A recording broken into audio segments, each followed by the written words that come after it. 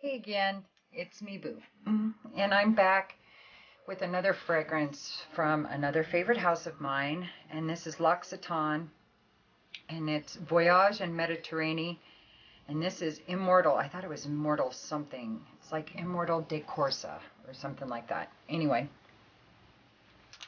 now L'Occitane is one of my favorite houses because they have some really good perfumes that perform really well for the price and have some really unique aromas to them, in my opinion. I have several labdanum and the amber is fabulous. Now my amber is an eau de toilette, but my labdanum is eau de parfum, I think. I think these all with the square bottles are EDPs, if I'm not mistaken. And yes, so the square bottles on L'Artisan are the EDPs, and then the EDTs are the round ones or kind of rectangular ones. So anyway, now normally I really don't like showing you a fragrance that's been discontinued, but I think this one has. But it's still really reasonable on at a couple of different places, like I think Amazon and eBay. Now I know everybody's freaked out about buying perfumes on eBay, but if you do your research and if you buy from the same people over and over again that you trust, the same store, sometimes they'll even be able to order something for you. I've got a couple of eBay stores that I've worked with for years that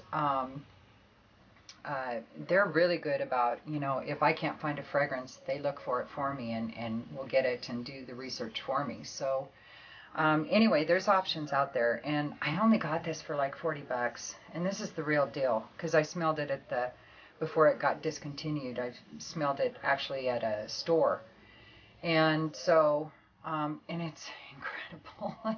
It's really, really yummy. This for me is all about Immortelle and honey, and maybe just a hint there's something in there because there's almost this cedary dryness to it. It's not a real moist fragrance. I find it to be fairly powdery, but Immortelle or Immortelle, I don't know which is the right way to say it, but just to refresh your memory, it can have a whole lot of different aromas. But the only way I can pick it out in a fragrance is when it smells a little like maple syrup. So, and like I think what's in Bond Number 9, or New Harlem, is it? I think that's got some Immortelle in it. I'm not sure it's listed, but I'll bet you it's got some in there somewhere. And there's another one that I'm not thinking of right at the moment. But anyway, it has a touch of maple syrup smell to it. So this one definitely has that. But instead of eating those pancakes at breakfast with just straight maple syrup over it, it's like you poured maple syrup over it and then some honey on top of that.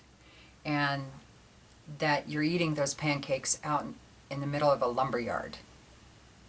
That's kind of what I get from it. Now, I'll tell you what's in it because I'm probably way off. My nose never seems to match the notes. It might match a few, but remember that doesn't always matter. I mean, a lot of times they won't list all of the notes, and sometimes two notes together can equal smelling like something else. So, it's also, you may smell things that aren't there because you're not adapted to a lot of the notes on a fragrance, and vice versa. You may not smell a lot of notes that are there because you are adapted to a fragrance. So, don't kick yourself because you may not be smelling what the list of notes are.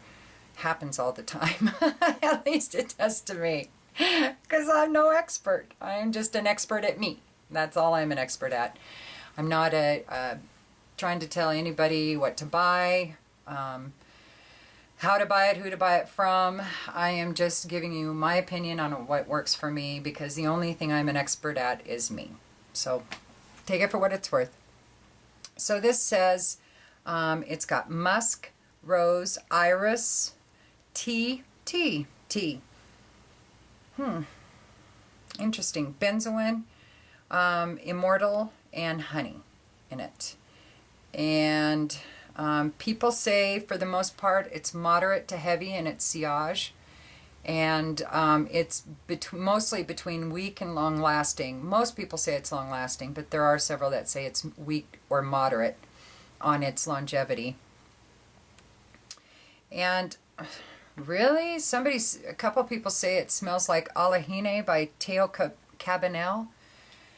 Now, I got several samples of that, and I went through 3 or 4 samples of it, and I had to give the rest of them away. I had like 5 or 6 that I was really excited about.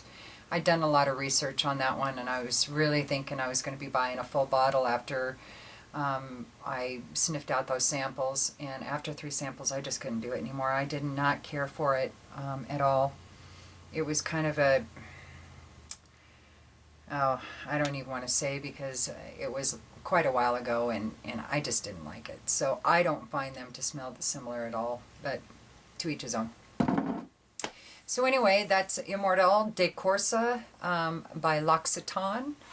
And if you can give it a sniff, I highly recommend you do so. Like I said, I hate doing discontinued fragrances, but this one is still available really reasonably, so I figured I'd throw it in there.